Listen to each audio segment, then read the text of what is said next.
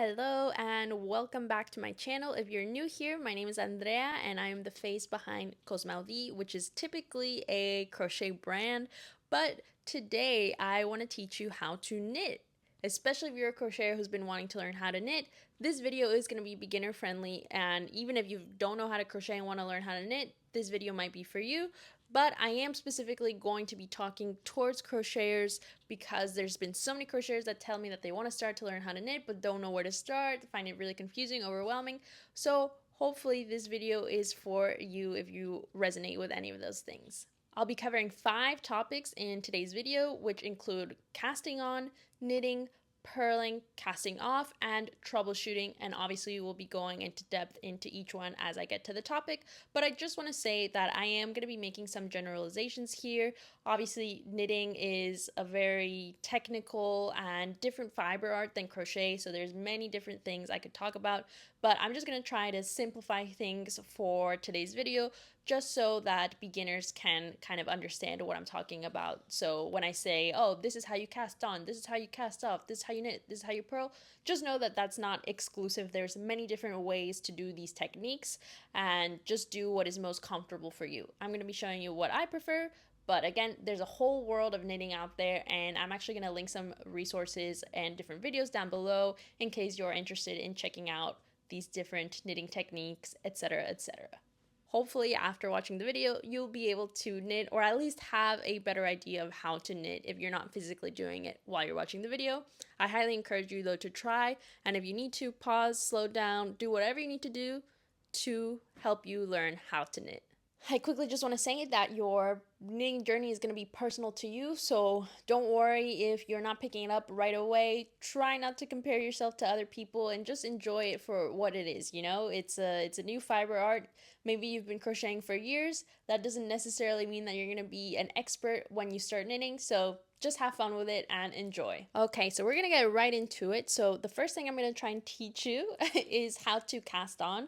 So casting on just refers to placing stitches on your needles to begin. So casting on is how you begin every project in knitting. There's many different ways to cast on. So in this video, I'm going to teach you a very kind of classic cast on, and it's called the long tail cast on. Yeah, it's just one of the many ways that you can cast on stitches in knitting. So without further ado, here's how you work the long tail cast on. Okay, so I am about to show you how to work the long tail cast on. I have some wooden circular needles here and some super bulky weight yarn, and I'm ready to begin. So the first thing you want to do is to create a slip knot, just like you would in crochet, just like this. But as the name states, you want to leave a nice long tail for yourself. And this long tail should be about 3 to 4 times the width of your desired project. So I'm just going to be working a swatch, which I want to be, slightly less than this, maybe 4 inches or something like that. So I just want to make sure that I have enough yarn that I have about 3 to 4 times the width of that. So I think I'm definitely safe here with my long tail. So you're going to work this cast on with 2 strands, one which is your long tail and the other one is your working yarn. You're going to place your loop onto your right hand needle, and this already counts as 1 stitch, so we're already off to a great start. We have 1 stitch on our needles, and now we're going to cast on more. So at this point, it doesn't really matter if you have your long tail at the bottom or your working yarn at the bottom or top. You just want to keep them separate here. So to work the long tail cast on, I am going to insert my index and my thumb underneath this gap here created by the slip knot, and with the other 3 fingers I'm going to hold the 2 tail ends at the bottom here. So I'm creating some tension. Now I'm going to work in a series of 4 movements. So I'm going to first take my needle and go underneath this strand by my thumb. Then I'm going to bring it over the strand by my index finger. Then I'm going to go back through the space created by my thumb. And then I'm going to pull down to tighten the stitch. Alright, so that was 4 movements. Let's do that again. So once I have my yarn held and creating that tension, I'm going to do the first movement, which is to go underneath this first strand of yarn here by my thumb. That's 1. The second movement is to go around the strand created by my index. That's 2. Then I'm going to go back through the gap created by my thumb. That's 3. And then 4 is pulling down on this bottom tail of yarn to tighten my stitch onto my needle. And when you're tightening your stitch onto your needle, you want to make sure that you're not pulling too tightly, because then it will be difficult to work into this later on. Just do it until you feel a bit of tension with the needle so that it's nice and snug, and that's all you need to do. You don't need to keep tightening further than that. All right, let's do it a couple more times. So let's go underneath the thumb, around the strand by my index finger, back through the gap created by my thumb, and then pull down. All right, one more time. The key is really holding these 2 tail ends of yarn like this, creating some tension so that with our needle we don't need to do too much work. We're going to go underneath the first strand by our thumb, over the strand by our index finger, and back through the space by the thumb, pull down to tighten. And that's all there is to it. Once you've got that down, you can just continue casting on as many stitches as you need or as the pattern tells you to do if you're following a pattern. And remember that the first loop we had on our needles does count as a stitch, so just make sure to count carefully. And that is how you work the long tail cast on. Alright, so let's say that you have now casted on the stitches for your project and you're ready to begin knitting and purling. So I'm going to make a generalization here. Let's say typically when you knit, you want to create a fabric that is called stockinette or stocking stitch, and this is created by alternating rows of knit stitches and purl stitches. So in the next clips, I'm going to show you how to knit and how to purl. This is how I personally knit and how I personally purl. Everyone does it differently. And I'll go ahead and link some different videos in the description box below that show you different knitting styles or techniques in case you want to check those out if the way that I showed in the video just kind of isn't clicking for you. So make sure to check out the description box for more videos down below. Alright, so after working my long tail cast on, I've just been working a few rows alternating between knit and purl rows, and this is what my little swatch is looking like so far. Now I'll get ready to show you how to work knit stitches. Alright, so as someone who has a background in crochet, I knit with a style of knitting that is called continental style, which means that my working yarn is on my left hand here, as are the stitches that I want to knit. There is another style of knitting, and actually there's more than one style. There's another style where you have your working yarn on your right hand, but my recommendation to you if you are a crocheter who's trying to learn how to knit is to try this style of knitting first, continental style, with your working yarn on your left hand side, because it's what is most similar to crocheting. So that's how I'll be showing you in this video. So with my working yarn in my left hand side, as well as with the stitches that I've either just knit or casted on, I'm ready to begin knitting, holding my needle just like this, and I'm going to transfer these stitches onto my right hand needle by knitting them. So to begin, into this first stitch, I'm going to insert my right hand needle into the front part of this stitch. Now I want to make sure that I go from left to right, so from the back part of the needle towards the tip of the needle into the front part of the stitch. So if you find that it's too tight, feel free to use your fingers to help pinch the loop off of the needle. So notice that I'm inserting it from left to right here in the front. And now I'm going to feed my working yarn around the tip of my needle. And now I can slide that new loop through the stitch and take it off the needle. Alright, so let's do that a few more times. So into the next stitch, once again, I'm going to insert my right hand needle from left to right into that front loop of this stitch. And now I want to make sure that when I feed my yarn through, I'm doing what in crochet we would actually consider a yarn under. So we're feeding our yarn this way, from kind of the bottom towards the back of the needle. Because if you feed it this way, the way we usually do in crochet, which is a yarn over, you're going to end up with something that's called twisted stitches, which is something that I'll touch on later. But just make sure that you're feeding your yarn with yarn unders. Once you've done that, you can go ahead, take your needle, pull it through. As simple as that. Alright, so once again, let's go into the front loop of this stitch, going from the back of the needle towards the tip of the needle. So from back to front, feeding my yarn and pulling through.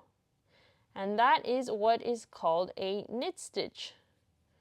So just repeat that process along your row if you are working a row of knit stitches, and you'll see that my hands are working in tandem. My left hand is feeding the yarn while my right hand is moving that needle. And obviously this takes some getting used to, lots of practice, so just keep going until it feels comfortable for you. And I have just worked another row of knit stitches here. So that is how you work the knit stitch with a continental style of knitting. Okay, so I have just finished one row of knitting, and here in my swatch I'm working in stockinette stitch, working it flat in rows, which is worked by alternating one row of knit stitches with one row of purl stitches, one row of knit stitches with one row of purl stitches. So I've just finished working my row of knit stitches, and now I'm going to turn my work and begin my row of purl stitches. So this is what the back side looks like. You can see all these little bumps. Those are my purl stitches. And this is the back side of stockinette stitch or stocking stitch. Okay, so once again, I'm gonna hold these stitches that I want to transfer to my right hand needle on my left hand side along with my working yarn. If you see this tail end of yarn, this is just from my long tail cast on. I don't need this anymore. I could cut it off. I'm just going to leave it here because I want to reuse this yarn later on, but don't worry about this tail end of yarn. So I'm going to show you how I purl in this video. I think the way that I personally purl is a little bit different than most continental knitters, but just do what feels comfortable for you. For me, this is what works, but I encourage you to try different purling techniques, again, using this continental style where your working yarn is on your left hand side. So for purl stitches, we're once again working into the front leg of our stitches, but unlike the knit stitches where we went from left to right when inserting our right hand needle, we're going to go from right to left. So this time we're going to go from the tip of the needle to the back of the needle. So we're just going literally right into this front loop like this, directly into there. And then once again, we want to feed our yarn in a yarn under method. So we're not looping it like this. We're looping it around our needle like this. And this is where I think I differ from other continental knitters. Some flick their index finger down, but I like to use my thumb here and hold my yarn down to create some tension. Once I have this new loop on my right hand needle, I can go ahead and slip it through and cast off that other stitch. All right, so let's do that a few more times. So into this next stitch, I'm going to insert my right hand needle, going from right to left, from the tip of my left hand needle to the back of it. So just inserting like that. And then I want to feed my working yarn. So I'm going to work that working yarn around my needle. And again, I'm going to create some tension with my thumb so that when I pass that working loop through the stitch, it doesn't come undone. And that is my purl stitch. So a purl stitch is actually just the opposite of a knit stitch. If we look on the other side, these two look like knit stitches. So we're just doing the reverse of a knit stitch for this row. So once again, we're going to insert our needle into the front leg of this stitch, going from right to left. And then we're going to feed our yarn, create some tension, and pull it through. This definitely takes some getting used to, practicing these movements. Again, like I mentioned, I think I purl a bit differently than other continental style knitters, and I'll make sure to link other videos down below that I think are helpful when you're learning this style of knitting. But I really recommend this to crocheters because, like I mentioned before, it is most similar to crochet, so I think you'll have a higher success rate with this style of knitting. So now I have finished working my purl stitches on this side of my work, and you can see all those little bumps here at the top of my work. So that's how you know these are purl stitches, because you can see these little bumps on the side where we just worked. And if I turn my work to my knit side, I can see all of my knit stitches on this side. Alright, so let's say that you have already learned how to knit and purl, you've got that down, and now you want to finish your project. What do you need to do? You need to cast off or bind off. So when we started the project, we began with a cast on. Now we're going to cast those stitches off, or rather just take them off the needles, but also, let's say, close them in a way that they won't come undone so that you can finish your project. Just like casting on, there's many different ways to cast off. In this video, I'm just going to show you one of the simpler, more beginner-friendly techniques. All right, so without further ado, here's how you cast off. Alright, so let's say you have made it to the point where you are done knitting whatever you're working on, whether that's a project, a swatch, whatever it is, and you are ready to bind off or cast off your stitches off of your needles and finish off your project. So in this video, I'll show you how to do this on the knit side, and just like a cast on, there's many different ways to cast off, but I'll just show you one of the simplest ways. So I have my knit stitch side facing me. So I am going to just knit the first 2 stitches as normal. So just knitting these 2 stitches as normal. And now I'm going to forget about these stitches here on the left hand side for a second and just focus on these 2. And what I'm essentially going to do is I'm going to pass this stitch over this stitch. So the first stitch that I knit, I'm going to pass it over the second stitch that I knit. So you can do this with your left hand needle. I find that that is a bit tricky, especially for beginners. So what I used to do when I was a beginner is I would literally just pinch this stitch and use my hands and slip it off. But it is good practice to try first with your left hand needle. So try and get underneath that try and get underneath that stitch, the furthest stitch from the tips of your right needle. So once you have that stitch on your left hand needle, use your fingers to help you out here and hold this first stitch on here and slip it over, and you have just bound off this first stitch. So now I only have 1 on my right hand needle. We should never have more than 2 stitches on our right hand needle when we are casting off in this way. Alright, so once you've done that, you are ready to continue. So I'm going to once again knit the next stitch as normal. And once I have knitted that, I'm going to repeat the same process, and I'm going to pass this one over and off of my needle. So it helps to have them close to the tip of your needle. Once I have grabbed this stitch, I'm going to pass it over the tip of my needle and let go. And I've just bound off 2 stitches. Again, I'm going to knit the next stitch just like normal. Now I'm going to grab the furthest stitch with my left hand needle and pass it over.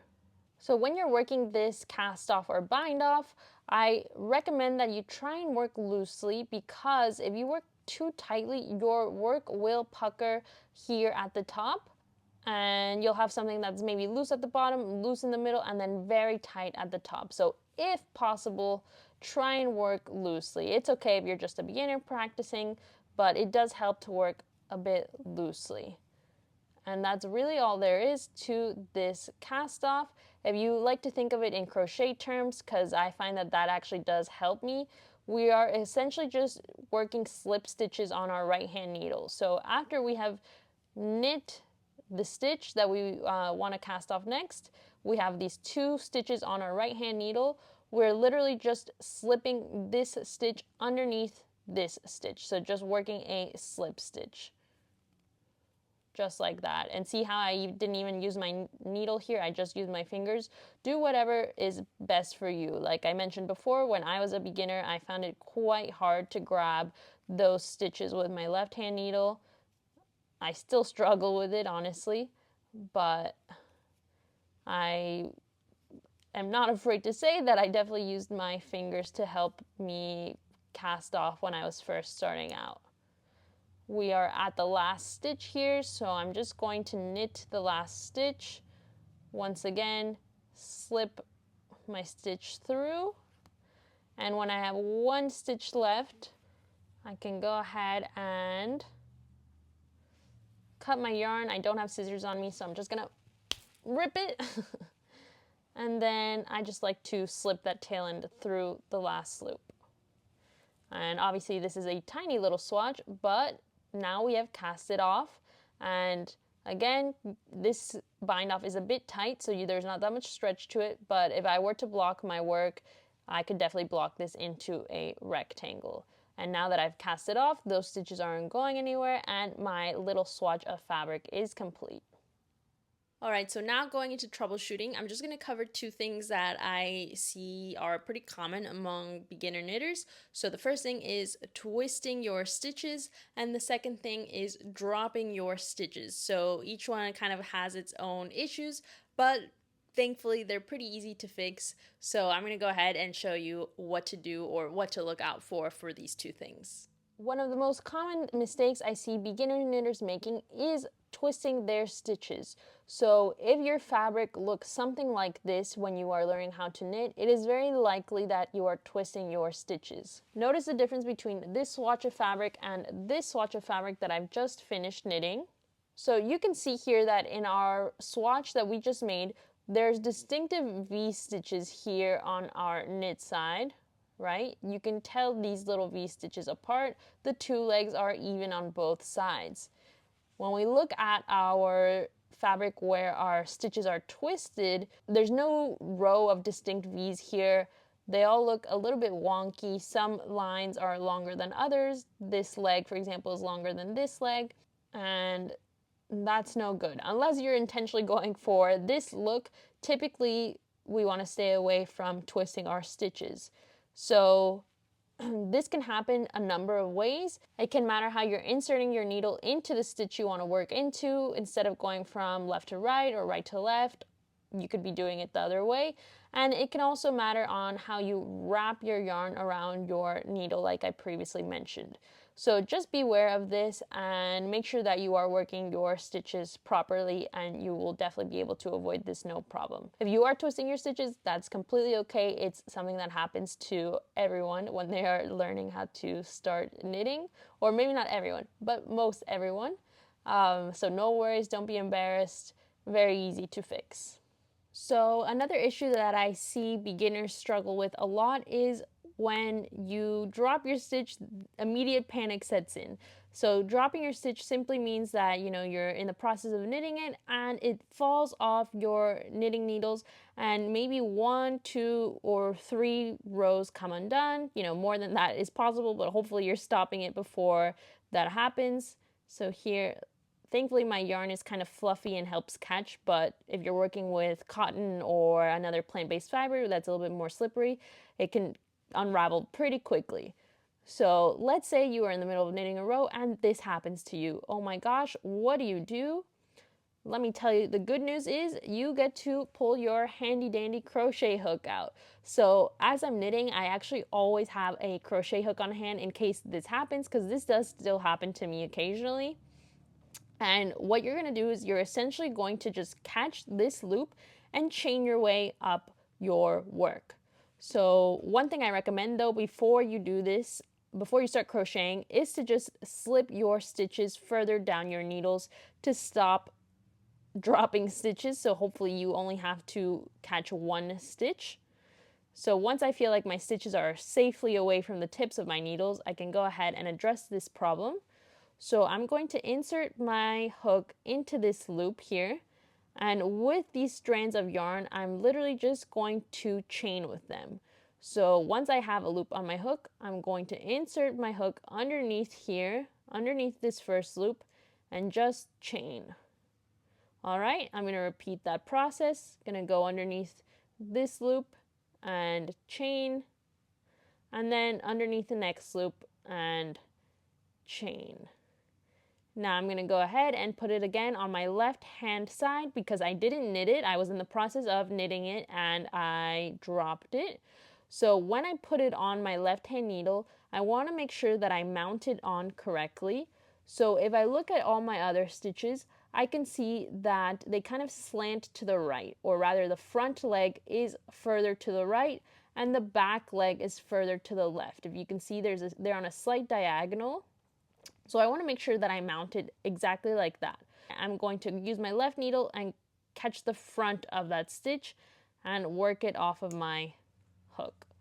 So if I've done that properly, I can see that the stitch I just saved, I rescued, I have the right leg sitting towards the front and the back leg sits further towards the back. If you accidentally mounted it the wrong way, like this, there's no problem. Just you can use your crochet hook and turn it around. Easy fix. And once you've done that, you can go ahead and keep knitting, and no one's the wiser. There's no issues here. You can just go ahead and keep knitting as normal. So that is how you rescue a dropped stitch.